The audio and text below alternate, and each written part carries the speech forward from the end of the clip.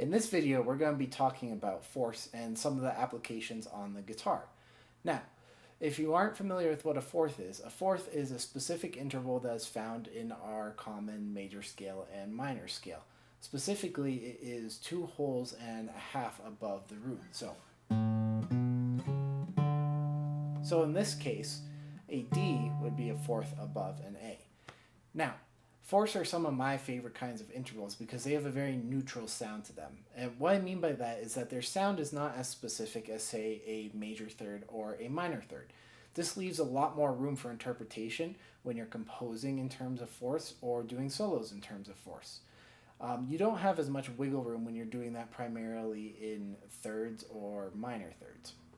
Now, there's really only 2 different types of fourths. There's the natural fourth, which is the most common that you'll see amongst your scales, and then there's the sharp fourth, which is most commonly attributed to the Lydian scale or scales that are based on the Lydian scale.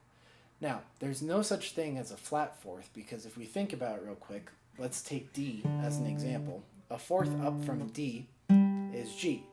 Now, if we were to flat that G, it would become a G flat, or technically an F sharp, and D to F sharp is just our natural major third. So therefore, you'll only really be working in natural fourths and sharp fourths. So let's take a little bit of a look at what I was doing before with that first shape that I started with. So this shape is the 2nd fret on D, 2nd fret on G, 3rd fret on B, and 3rd fret on high E. Now, how did I come up with that? Well, I took a look at the E minor scale, and I'm only using notes primarily in that scale when I was doing the little improv. So I started with that E note on the D string, and I said, okay, what's a fourth up from E? Well, that would be A. So there's our first fourth. Then I looked at the A and said, what's a fourth up from there? That'd be D, and then a fourth up from D would be G. That's what gave me my first shape. Now, how I figured out the second shape, you can do it kind of one of 2 ways. You can either go to the F sharp, which is the next note in the E minor scale, and do the exact same thing. F sharp, a fourth up from there, is B, fourth up from there, E, fourth up from there, A. We get the same shape. You can do it that way, or you can think about it like this. Well, if you want to move up to the next available notes, you go E to F sharp, A to B, D to E, and G to A.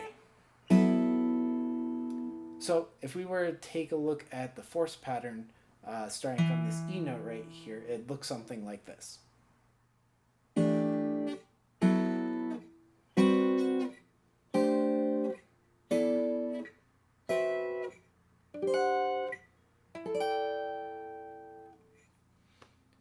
Now let's take a look at one of those shapes a little bit more specifically. Let's take a look at the shape that we get when we start on the C note. Well, a fourth from C would be an F note, but F doesn't exist in our E minor scale. Instead, we have F sharp. So that's where that sharp fourth interval comes in. In this context, you don't necessarily want to think about that as a flat 5, because in the E minor scale, we actually have the natural 5 of C, which is G. So since we have an F sharp, and we're thinking about from C to F sharp, we'd classify that as a sharp 4, which would still be in our world that we're working with intervals of 4.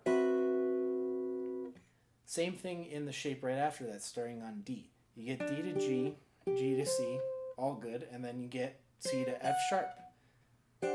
Same exact case there. That's our sharp 4 in action right there. And we only have one of those sharp 4s in every single one of our major scales or minor scales.